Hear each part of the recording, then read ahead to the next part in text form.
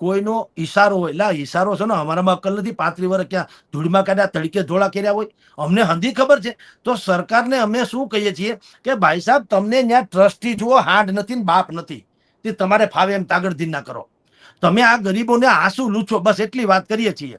તાકું પડી ગયું ને 3 વર્ષ જૂનો પૂછડું મરડીને કેસ કર્યો અને દુનિયાભરની કલમ લગાડી, જાણે આનાથી મોટો કોઈ અપરાધી ન હોય ગિરીશભાઈ થી. ગઈકાલે તો એના ધારાસભ્યો ફોટા પડાવતા હતા. હમણાં જ નવરાત્રી ગઈ, ભારતીય જનતા પાર્ટીના સંસદ સભ્ય, ધારાસભ્ય, સ્ટેન્ડિંગ વડોદરાની સ્ટેન્ડિંગ કમિટીના ચેરમેન થી મેયર થી માનીને બધાના ફોટા છે. જો આ ગુંડો ને અપરાધી બદમાશ ને ખરણીખોર હોત તો તમારા બધાને ભાગીદારી હતી? હાલો મને જવાબ આપો. ભારતીય જનતા પાર્ટીના નેતાની ભાગીદારી છે તો તમે આ ખરણીખોરની યારે ઉભા શું કરવા? જો ખરણીખોર હોત તો તમને વાંકવું પડે ત્યારે તમને આવું ડખે ચડ્યું છે.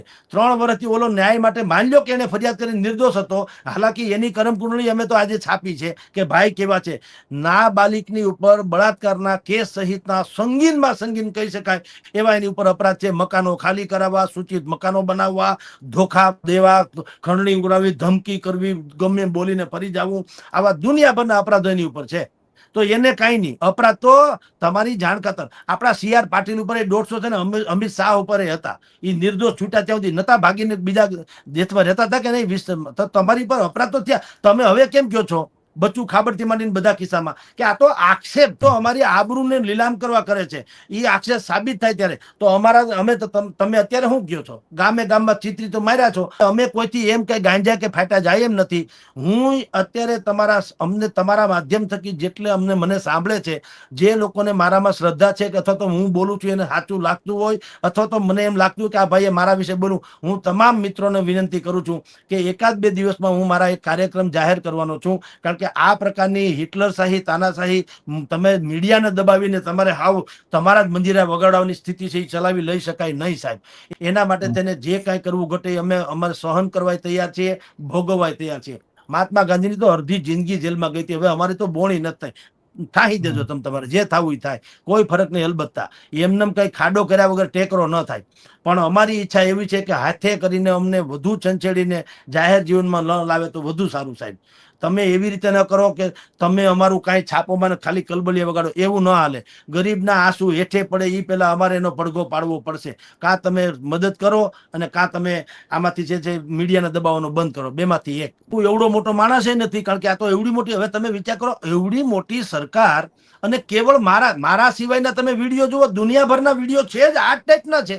કોઈને વાંધો નથી. તમે દિલીપભાઈ પટેલ કરીને એક પત્રકાર છે, એના તમે જો વિડીયો જુઓ તો તમને એમ લાગે ફાંસીએ ચડાવી દે આ લોકો. આ તો સારું છે દિલીપભાઈ છે, એની જગ્યાએ હું અને મારી પાસે ડિટેલ હોય તો મને તો 100% ટાંગી જ દીધો હોય આ લોકોએ. એટલા ખતરનાક આક્ષેપો એમાં હોય છે. ન્યા કેમ ગાય જેવા થઈ જાય, ન્યા કઈ કહેતા નથી. હું એક જ હું કામ એને ખૂંચું છું, મને સમજાતું નથી.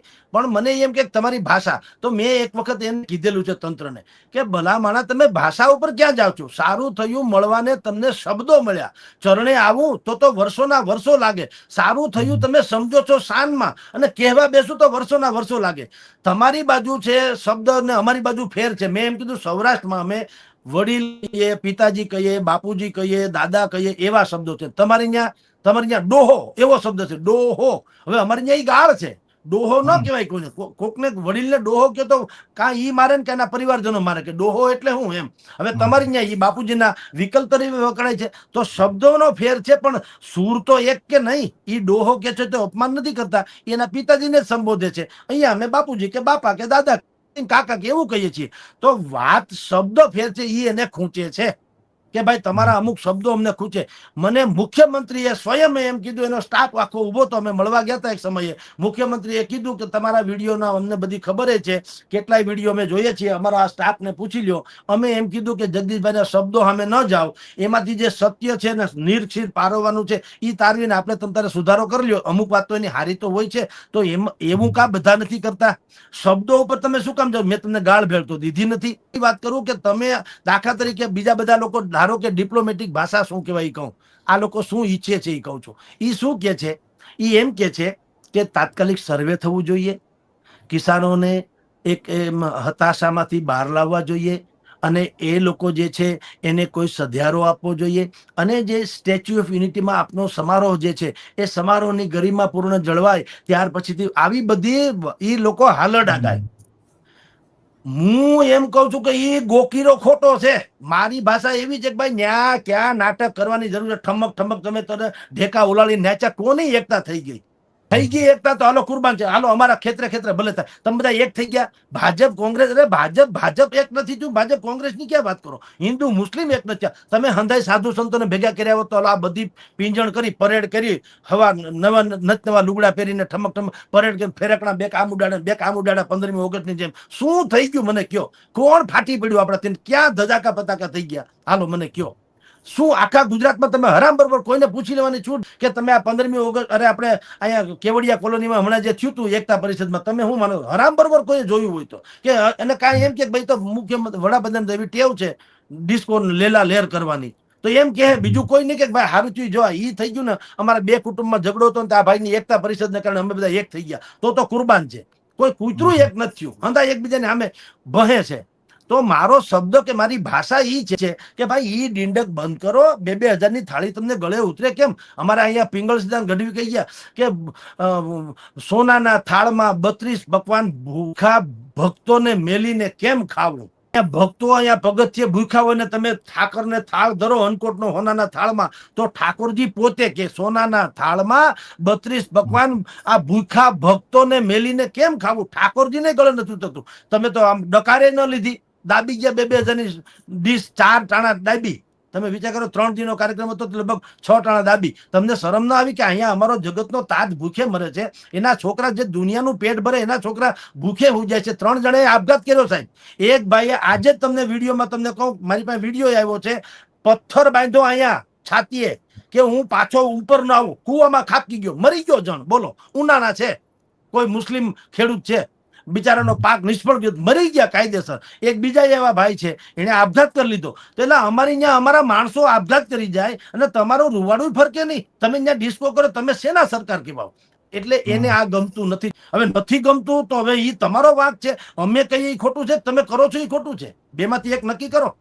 તમે જનતાને પૂછો જગદીશભાઈ ખોટા કે સરકાર કરે ખોટા? જો એમ કે ભાઈ જગદીશભાઈ ખોટા એટલે તમારો દીકરો કાલથી મૂકી દે ડીંડક મૂકવાનું, હું મારું કામ કરું, ડુંગળી વેચું, ગોળ્યું છાપું બાપુ. આપણને એવો કોઈ ઢઢિયો નથી હો કે રોજ ટીવીમાં આવવું, રોજ છાપું છપાય ને મારા નામ આવે કે ફોટા આવે કે ગધેડો થાય. અરે ગોળ્યું ભાઈ સાહેબ, અમારું નાનું કુટુંબ છે, બ્રાહ્મણનું ખાઈ પીને મજા કરું, કર્મકાંડ કરશું કે કથા કરશું સત્સંગની. અમને કાંઈ એવો ઢઢિયો નથી.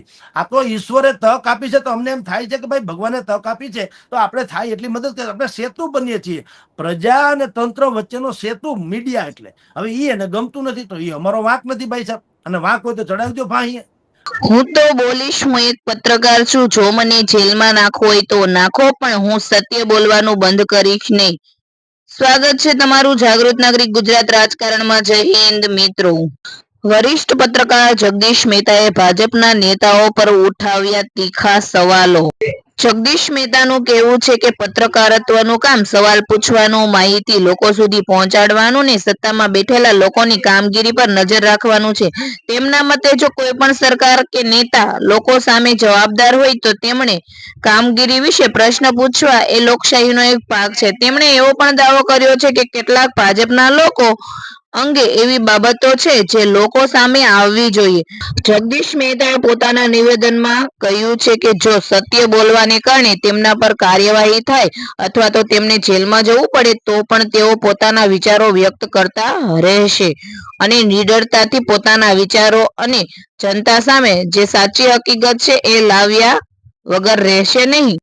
જગદીશ મહેતાએ ભાજપના કેટલાક નેતાઓની કામગીરી અંગે કડક સવાલો ઉઠાવ્યા છે અને તેમના કહેવા મુજબ લોકશાહીમાં પત્રકારત્વનું કામ સત્તામાં બેઠેલા લોકો પાસે જવાબદારી માંગવાનું અને જનતાના પ્રશ્નોને અવાજ આપવાનું છે. તેમણે કહ્યું છે કે તેઓ કોઈ પણ પક્ષની ઉપર રહીને પ્રશ્નો પૂછવાનું પોતાનું કર્તવ્ય માને છે.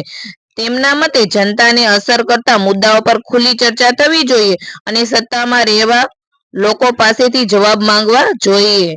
જગદીશ મહેતાના આ નિવેદન વિશે તમારું શું માનવું છે? તમારું મંતવ્ય કોમેન્ટમાં જરૂરથી જણાવજો. જય હિન્દ મિત્રો.